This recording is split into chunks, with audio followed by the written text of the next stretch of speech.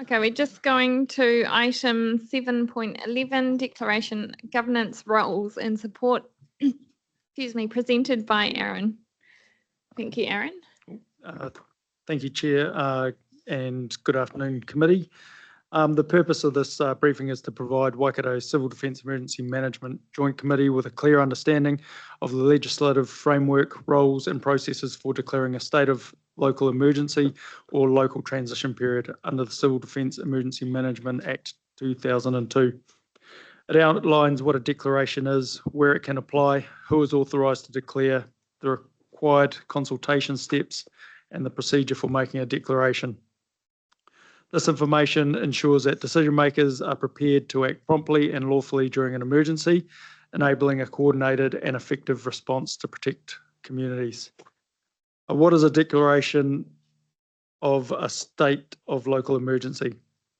A state of a local emergency in New Zealand is declared under the Civil Defence Emergency Management Act 2002 when an emergency, such as a natural disaster, hazardous event, or infrastructure failure, poses or is likely to pose a serious risk to life, property, or public safety, and cannot be managed through normal services. The declaration made by an authorised CDEM group representative or the mayor of the affected district, and in some cases the Minister for Emergency Management, activates extraordinary powers for up to 7 days, including closing roads, entering property, removing hazards, and coordinating resources.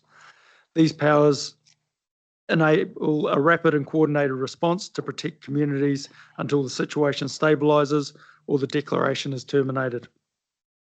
The notice of a local transition period mirrors that of the declaration for a state of local emergency requirements, although it can stay in effect for up to 28 days. Where can a state of local emergency be declared? Under Section 68 of the Civil Defence Emergency Management Act, a state of local emergency in New Zealand may be declared for one or more of the following areas. The entire area of a CDM group covering all districts and wards within that group's jurisdiction, specific territorial district or selected wards within a CDM group's area. This flexibility ensures that emergency powers can be tailored to the scale of the incident and the response required. Who can declare a state of local emergency? Under Section 25 of the Act, the following individuals are authorised to declare a state of local emergency.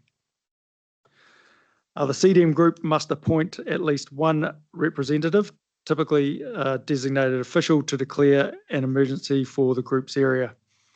The Waikato CDM group has authorised the chairperson of the Joint Committee to declare a state of local emergency for the region or for one or more districts or wards within the region. If the appointed representative is unavailable, another representative may step in to make the declaration. In this situation, the Waikato has made the decision that the authority to declare passes to the Joint Committee Deputy Chairperson. If both the Chairperson and the Deputy Chairperson are absent, the authority to declare will pass on to any local government elected member of the Joint Committee. That's outlined in the Group Strategic Plan on page 55. The Mayor of a territorial authority can declare a state of local emergency within their district. Where no local appointments are made or a situation necessitates broader intervention, the Minister for Emergency Management has the power to declare a state of local emergency. These structured provisions ensure clarity in decision-making hierarchy and enable a timely, appropriate response across local and national levels. Who should be consulted?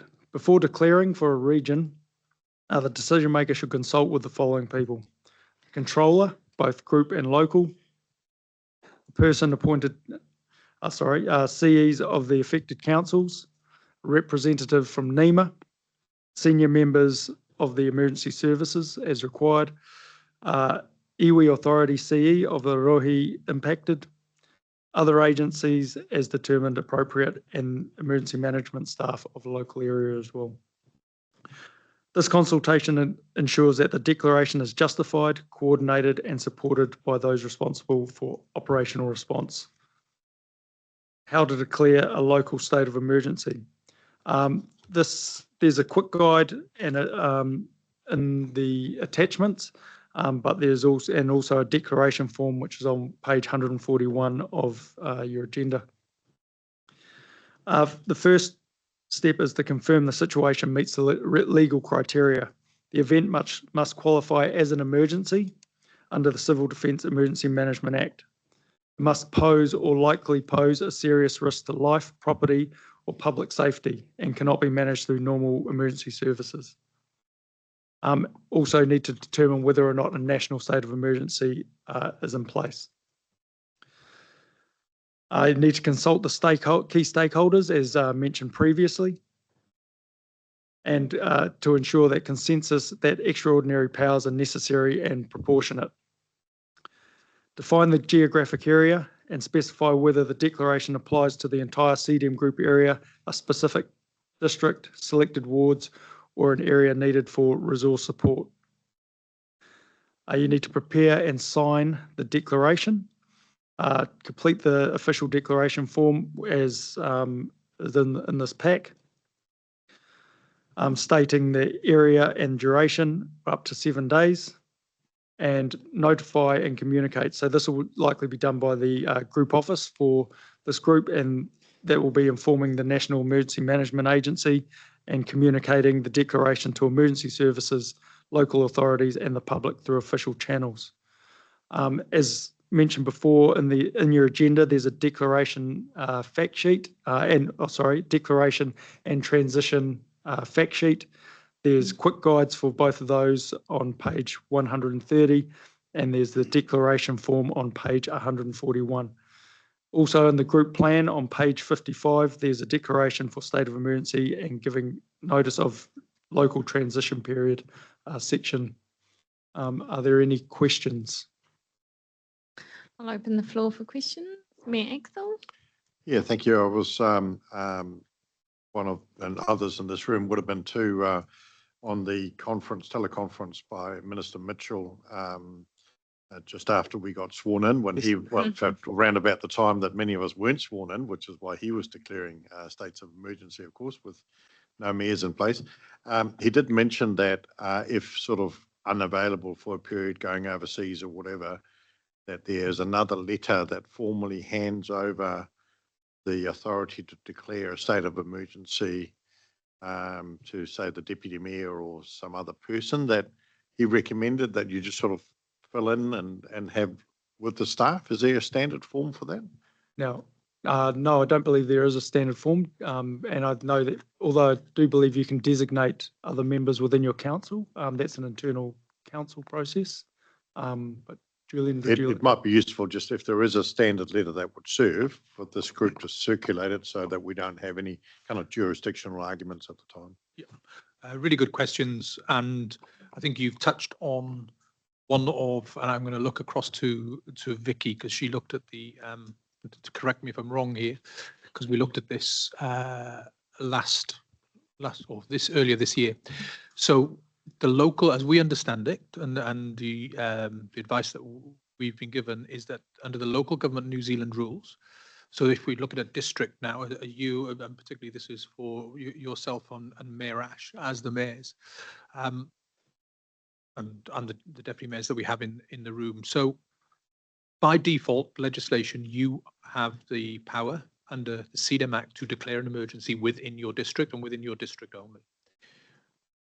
In the, this is where the grey bit comes in. The local government New Zealand rules say that in your absence, your powers transfer to your deputy mayor.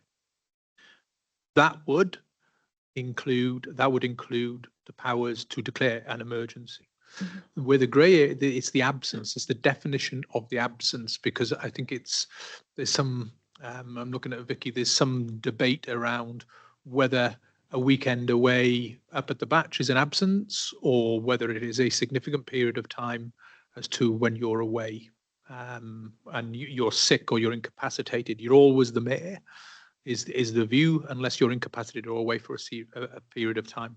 So so the easy answer is, if you as the mayor are going away and you're happy that the deputy mayor has got your delegation, then that would cover the emergency. That would cover the also the power to declare your deputy mayor gets that. What we have done, or your predecessors on this committee have done as a strengthening the system historically, the people around this table who come to the emergency management committee every quarter and have been involved in emergency management for some time, they find themselves in a position back at district that when an emergency is being considered, the mayor and potentially the deputy, with all respect, who have not really engaged in emergency management because they've got a bigger portfolio and that's why they've delegated it to people, they start having these conversations around declarations, and there was no role for the members around this table. So what we have done, it doesn't take away from the mayor. The mayor is always the first point of contact at a district. We have sent out a consistent delegation for those councillors around the table who are not deputy mayors or mayors that says, in the absence of the mayor, you also have the ability to declare an emergency in your district because you've got that subject matter expertise, knowledge, or you will have over a period of time. So it adds to the depth at your district levels of people who are available in your absence.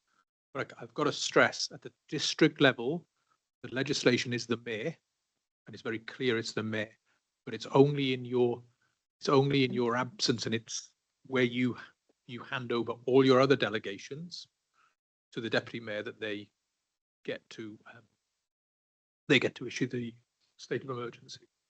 Yeah, thank you for that. Yeah, the comment from the minister resonated with me because I was the acting mayor when the second COVID lockdown, the Auckland only lockdown, was declared, and there was, in theory, nothing for me to do because it was the Auckland region that went into lockdown, except surprise, surprise, the border was at Mercer. So all of a sudden, the top end of our district, the old Franklin, found itself inside the border. But we were not in an emergency situation. You'll recall the time well. So yeah, and being the acting mayor, because the mayor at that point was really outside of communication availability at all, was really interesting. And there was a little bit of discussions about jurisdictions and what exactly we should do. So I'm just encouraging some thought around that definition of absence, effectively, I guess, whether that can be voluntarily done or delegated or something. Yeah, and that's where we have found some councils interpret it slightly more liberal than others is probably the easy answer in terms of what absence means. But so that's where the grey sits. Have I got that right, Vicky? If I may, the resolution that we sent out was with regard to temporary absence of the mayor, because in the absence of the mayor, the deputy is the acting mayor and has to undertake all the delegations. I have talked with our administrating authority on this, and they were quite clear that because it's under the Local Government Act, I suppose the Minister of Civil Defence doesn't delve that much into that. The deputy mayor or deputy chairperson must perform all the responsibilities and duties and may exercise all powers of the mayor with the consent of the mayor at any time during the temporary absence of the mayor, without that consent at any time while the mayor is prevented by illness or other cause from performing their responsibilities and duties, or while there is a vacancy in the office of the mayor. In the absence of proof to the contrary, a deputy mayor or deputy chairperson acting as a mayor or chairperson is presumed to have the authority to do so. And the democracy agreement on temporary absence it doesn't define temporary by a specific time frame, it's contextual. So temporary absent means the mayor is away and cannot perform duties but intends to return, i.e. on leave, out of coverage, travelling. If the mayor is prevented by illness or other cause, the deputy mayor can act without consent. And for emergency, if the mayor's unreachable and cannot give consent, so that's that time frame or that contextual bound, the deputy mayor can act under the other cause provision, i.e. in an emergency, if the mayor is out of coverage and cannot be reached and cannot reasonably participate, the situation would typically be treated as a temporary absence or other cause enabling the deputy mayor to act. So the local governments wrap that one up pretty well with regard to the mayor and the deputy mayor. But ours was with the context where it's a joint committee member that's got all the training and the deputy mayor may not have. Thank you.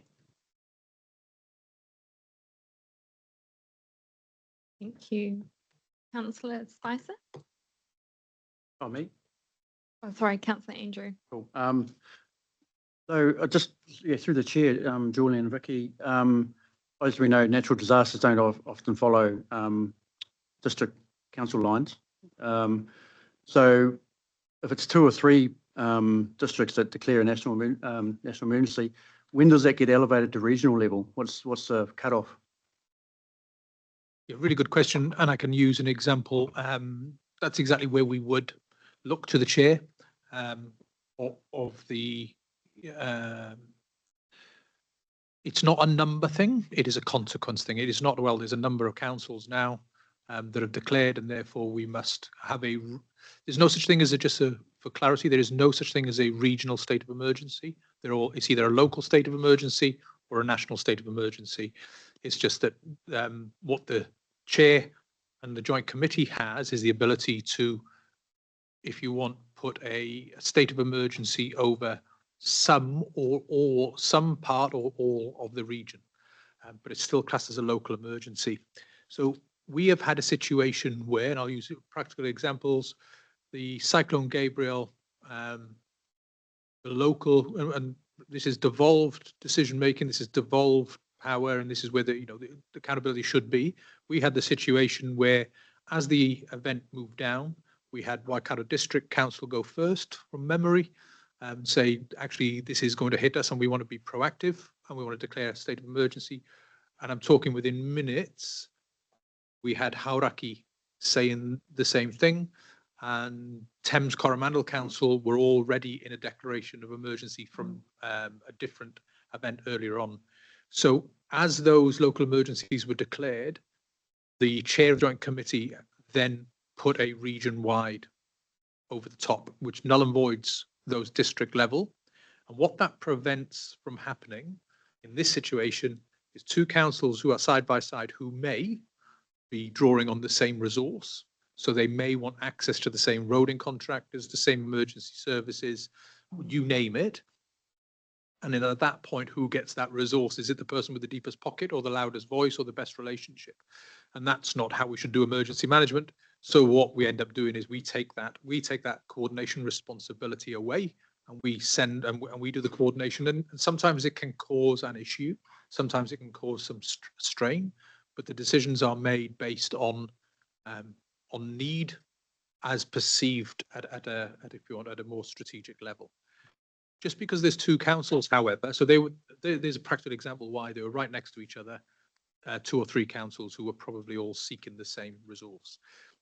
Where we've had a situation where we didn't need to declare on the region was you had Waitomo in probably at the same time, and we had Thames Coromandel District Council, both of which were in that emergency response and declaration consideration space, but they're not competing. They're 2 different and distinct emergencies who don't require significant coordination at that to sort out the resources. So what we were doing there was supporting both in terms of, well, what do you need from the rest of the group?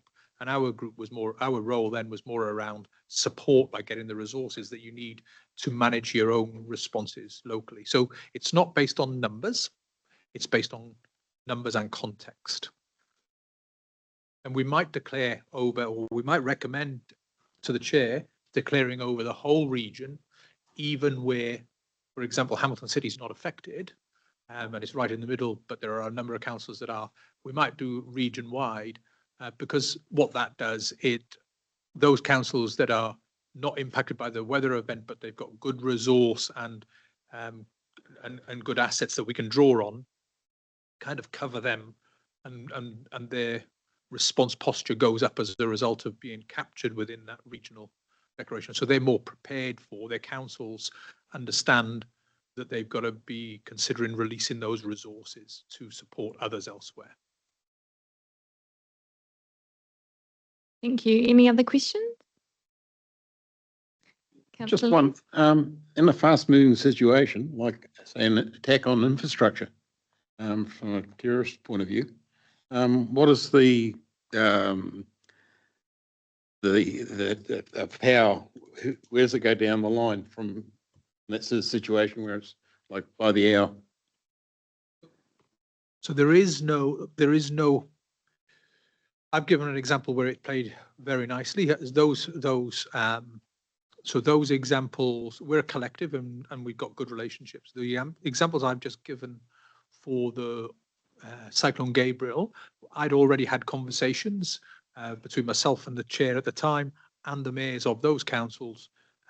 And there was an acknowledgement by us that those councils needed to exert their own manner and they needed to show leadership in their own communities, and they did not want to be usurped by the region. They did not want the region jumping the gun and taking control, and it looked like we were coming in over the top.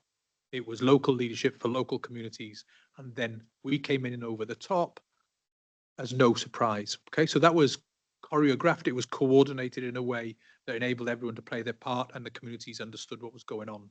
But you've got because that was it was coming towards us, and we could see how it was happening. We had time. What you're talking about is something instantaneous, so a rapid onset event. If we were to have, it doesn't need to be a terrorist event, we can bring it to something very local. Sorry about this, but if we were to have a shaking on the Tonga Kermadec Trench that was probably a magnitude 8 or more, then that would probably be requiring a evacuation, a tsunami evacuation on the Thames Coromandel. We wouldn't wait for, the likelihood is, well, I wouldn't be able to get hold of the mayor or people up there. If the shaking was that bad, we would just come straight in over the top, and I would be on the phone to the chair to say, we need a state of local emergency across the whole of the region, because we know that there's going to be communities displaced, there's going to be communities going. So we don't need to wait for it to be local. It's not, must be local first. It's not a hierarchy. We can just go straight in over the top. And in that situation, nationally, they'd probably be declaring anyway a national state of emergency that would wipe out anything at a local level. Thank you, Councillor Lees. No other questions? Oh, yep, Councillor. Sorry, Deputy I've just been listening and trying to take it all in, but also at the same time work out what does incorporating Te Ao Māori or Mātauranga Māori, what does that actually look like in my role in this, but then picking up that, just want to make sure I keep it simple that we have those relationships locally anyway, and not making any assumptions to any other council. But where does this committee sit in terms of support roles if a rāhui, and not assuming everyone knows what that is, it's a restriction of access it can be executed by the local kaitiaki or mana whenua of a particular area. Where does that fit as a process in an emergency, if at all it does? Is it recognised? Is it recognised in the current legislation? If you're looking at it in legislation-wise, no, it's not. But in terms of practicality, there are. So it's a case of walking alongside and making decisions with, rather than making decisions for. That's how I see this. We actually looked at this in relation to the recent fires, for example, and we went through at that controller level. We were having these conversations, so even though fortunately it didn't come to our area. It was elsewhere. It was in Manawatu Whanganui group. We were having the conversations around the rāhui that was put in place on the national park, and the question was, well, how would we practically support that? How would we practically support that? Because that's a cultural rāhui on the land, over the use of the land. And you're relying on, I think to a huge degree, you're relying on others to also support you. And in that case, DOC had, as I understood it, DOC had the mandate to close that land because they're the guardians on behalf of the Crown. And therefore that Rahui could have been supported by the Crown, potentially through the mandate of DOC to also support that closure. In terms of the civil defence, then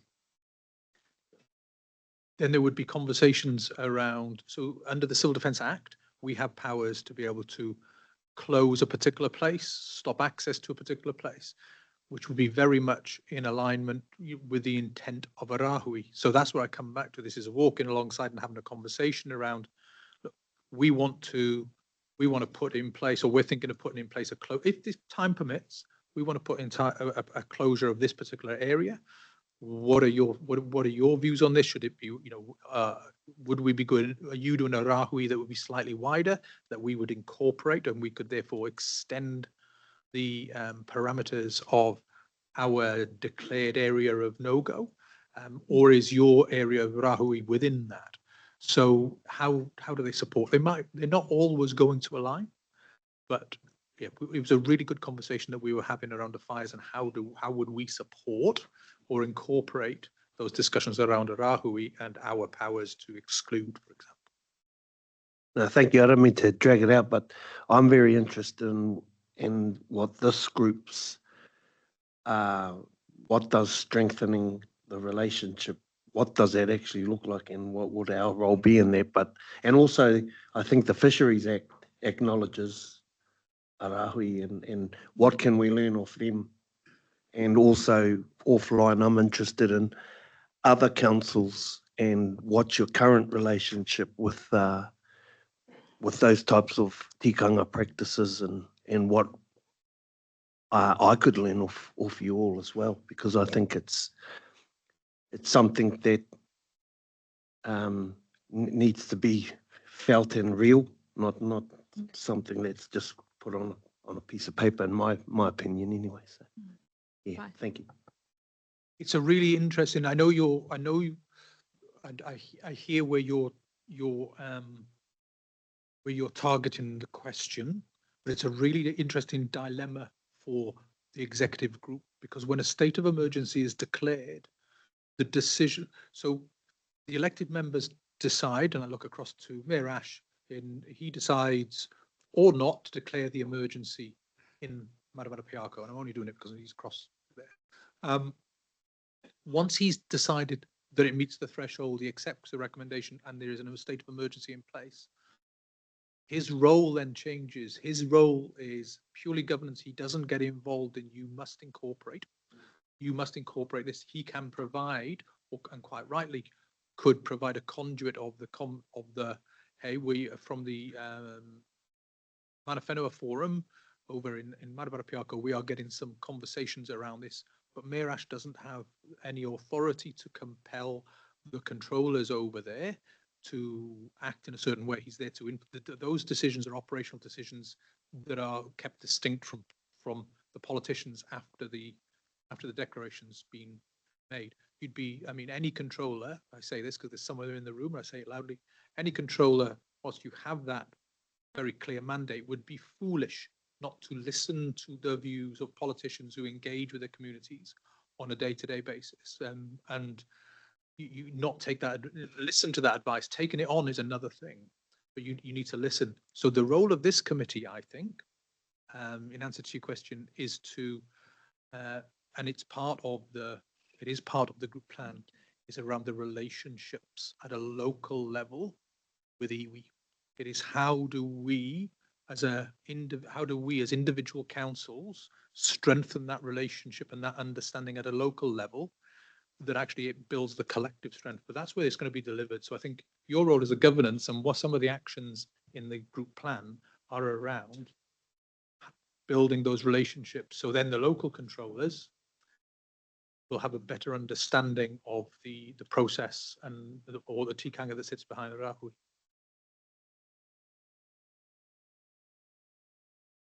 Thank you, Deputy Edie. We have a question from Councillor Tenniel. Just very quickly, good question, my neighbouring council, Edie. just mention how with the new bill, it says I think one of the key goals is strengthen Māori participation. So that rāhui, I feel it's a must. And with you saying that the door's open for iwi in that to join us, I really look forward to those specifics really filtering down to those emergency situations.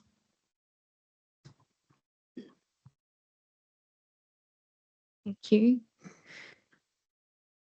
No other questions?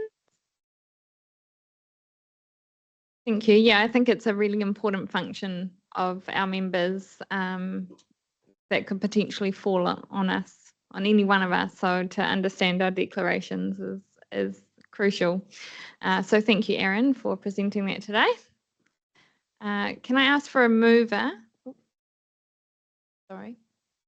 Was Steve? Sorry. Looking for the red light. And not really a question, but possibly just to support Julian's kōrero, because I was actually part of the fires down at the national park. My day job is on the GM of Whakapapa ski area. But coming back to it, that relationship piece, it's a really good example of how that works. And not just iwi, but sort of if you look at iwi as it's the across agency, across group sort of collaboration, open communication. And just once again, in this instance, it was the strong relationship with Doc and iwi, which then made it easier when FENS came in. You know, they were already embedded and part of all the sitcoms and what have you. And so everybody had a forward view on that, and it wasn't a surprise to anyone. And hence the timing of initiating the rāhui worked for everyone too, so that people that needed to be in there as a part of the emergency could carry out their mahi without stepping on toes, I guess, for want of a better word. And yeah, I think from what I've seen now, and council included at that level, and just back to some of the other work I've seen back to Taupo and around that space, yeah. So and not necessarily structured, but I think probably an opportunity with our positions just to try and help massage some of those relationships through probably as well. So yeah. Thank you, Councillor Steve. Can I just, look, I think there's a really good opportunity for the controllers meet. So if you want to bring it, if you want from the governance and from the ground up as well, the controllers, we had this conversation internally in the group office the other day in terms of with Cale Pompey, our advisor, and we were talking about the Rahu, this specific issue.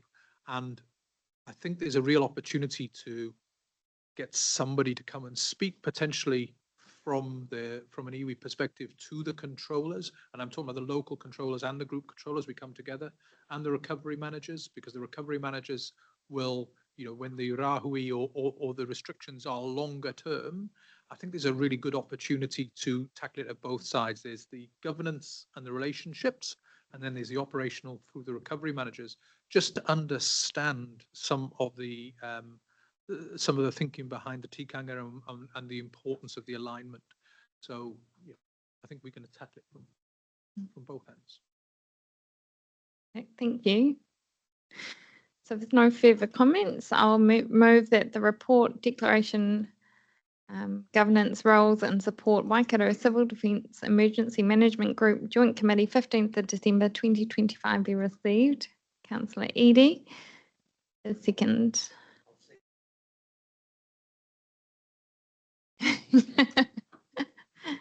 All those in favour say aye. Against?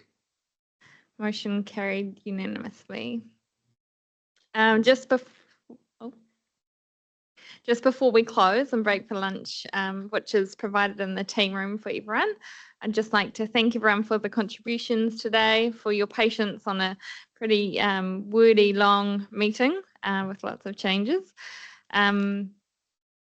Yeah, but look forward to smoother process next time, which hopefully you can all make it back again.